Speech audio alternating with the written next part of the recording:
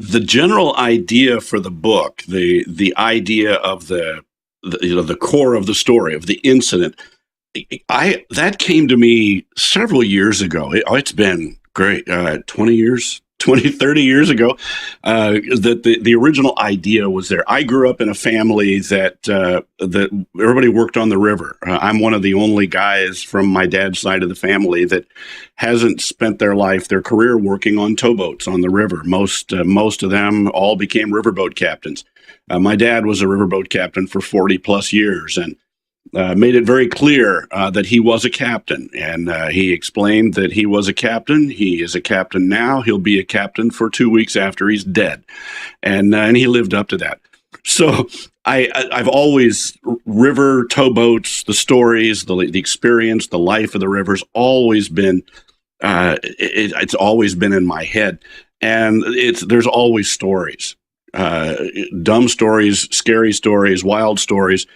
And somewhere in the mix of all of this, with other acts of terrorism taking place years ago, in the early days of modern terrorism, this idea came to me. And I remember as I started letting it float around, I mentioned it to my dad. He was still on the boats at that point, and I told him the idea I had.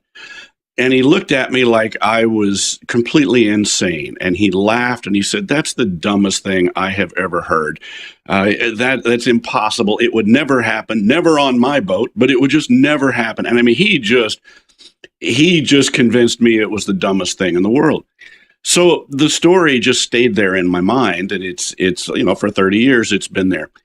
My dad died 2 years ago. And in one of our last conversations, 2 weeks before he died, the last conversation we had, out of the middle of thin air, he said, "You remember that story you told me a long time ago?" And I said, "Yeah, about the boat thing." He said, "That scared me to death." He said that could have happened. It could still happen. And, I just didn't even want to think about it while I was still out there. You ought to write that down. And so I did.